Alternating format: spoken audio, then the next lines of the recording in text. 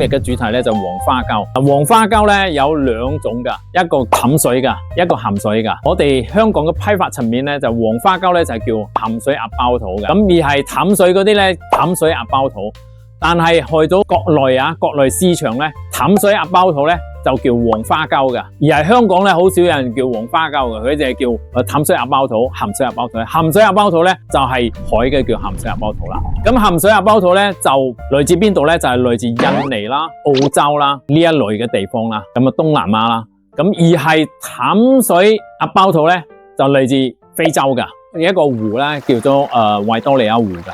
維多利亞湖咧就有3個國家環繞住嘅，一個係肯尼亞，一個坦桑尼亞同埋一個烏干達嘅。咁呢個湖咧就俾呢3個國家環繞住咧，呢個係淡水湖嚟嘅，就產呢個淡水嘅鴨包土啦。